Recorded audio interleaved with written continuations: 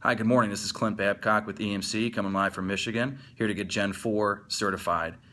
In late 2014, Wikibon posted an article responding to an end user talking about how do I get to an all-flash data center.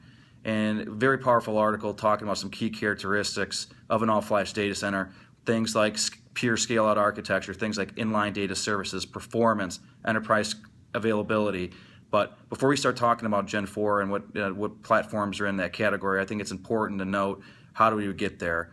So in 2008, EMC was the leader in putting enterprise flash drives into VMAX and VNX storage platforms.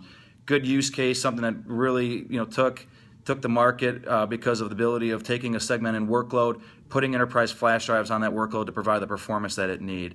So really what happened with that was some other niche companies came out with that type of concept to make hybrid platforms, which moves us into Generation 2. So companies like Nimble, Tagile, Tintry said, you know what, we're going to make a small appliance. We're going to have very limited data services, but we're going to provide fast performance with some solid state, then supplement that with spinning disk to provide more economical storage platforms. But the issue was with this is it's dual controller, single active controller, very limited data services. It just did not scale. So the next evolution of that going into Generation 3 was taking that same type of architecture and putting all flash. So going into all flash markets, we had companies like Texas Memory that would come out, Pure, and Whiptail, things like that. But you'd either have a time of compromise of, do I do all performance with something like a Texas Memory that was very, very fast but no data services whatsoever, or the opposite end of the spectrum of, well, let's put data services in, but those data services would actually affect the performance in the box.